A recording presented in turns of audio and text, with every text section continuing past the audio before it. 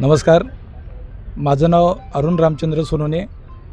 कोल्हापूर विमानतळ उर्वरित भूसंपादन विकास समिती, आमच्या समितीचंच नाव विकास समिती असं आम्ही ठेवलेलं आहे. कारण का आम्हाला कोल्हापुरात विकास पाहिजेला आहे. कोल्हापूरचा विमानतळ मोठा झालेला पाहिजेला आहे. पण कोल्हापूरचा विमानतळ मोठा होत असताना शेतकऱ्यांच्या देखील गळ्याला फास लागू नये हीच आमची कळकळीची या ठिकाणी विनंती आहे. कारण खाजगी वाटाघाटीनं खरेदीची प्रक्रिया होत असताना आज 2013च्या कायद्याने सक्तीने संपादनाची कलम 25 आणि 19ची अधिसूचना, त्याची मुदत 20 सप्टेंबर 2024ला संपते. म्हणून आज तुम्ही आमचं सक्तीनं संपादन करण्याची जी हालचाली, जी प्रशासनाची जी तयारी चालवली आहे, तर ही चुकीची आहे.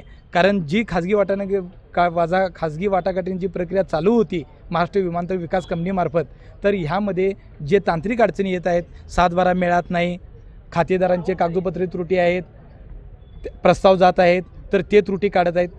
येणाऱ्यामध्ये आता होऊ घातलेल्या विधानसभा निवडणुका, झालेल्या लोकसभा निवडणुका, तर ह्यामध्ये आमचा दोष नाही आहे.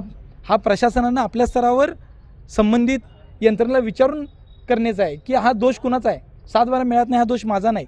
शक्ती प्रदत्त कमिटीने ज्यावेळी महाराष्ट्र शासनाच्या 212 कोटीची मान्यता दिली, त्यावेळी हे बघितलं गेलं का की 7/12 मिळत नाही, काही तांत्रिक अडचणी आहेत, काही कारण पुनर्वसन करता येत नाही का, त्याला 6 कोटीची मंजुरी दिली, तर ती अशीच दिली का? तर या सर्व प्रश्नावर उद्याच्या येणाऱ्या 20 तारखेला माननीय मुख्यमंत्री महोदय कोल्हापुरात येत आहेत.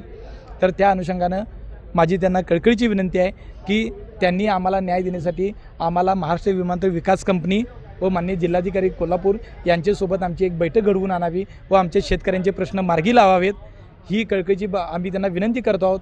जर 19 ऑगस्ट 2024 अखेरपर्यंत आमची ही मागणी मान्य नाही झाली, तर उद्याच्या 20 ऑगस्ट 2024 रोजी आम्ही 78 लोक आत्मदहन करत आहोत आणि आम्ही आमच्या निर्णयावर ठाम आहोत. आम्ही आता वज्रमूठ आवळलेली आहे आणि यातून आता माघार नाही. कारण आता पाणी नाकापेक्षा वर चाललेलं आहे, तर लढू किंवा मरो अशी परिस्थिती निर्माण झाली आहे. तर या राज्याचे माननीय मुख्यमंत्री एकनाथजी शिंदेसाहेब यांना माझी कळकळीची विनंती आहे की त्यांनी आम्हाला न्याय द्यावा. 19 तारखेपर्यंत खाजगी वाटाघाटीनं प्रक्रियेसाठी आम्हाला 1 वर्षाची मुदतवाढ नाही मिळाली, पुनर्वसनाचा प्रश्न नाही मार्गी लागला कोल्हापूर विमानतळाचा, तर उद्याच्या येणाऱ्या 20 तारखेला 20 ऑगस्ट 2024 रोजी आम्ही आत्मदहन करत आहोत आणि महाराष्ट्र विमानतळ विकास कंपनीचे चेअरमन माननीय मुख्यमंत्री यांनी आम्हाला श्रद्धांजलीच वाहण्यासाठी यावे, एवढंच मी आपल्या माध्यमातून बोलत आहे.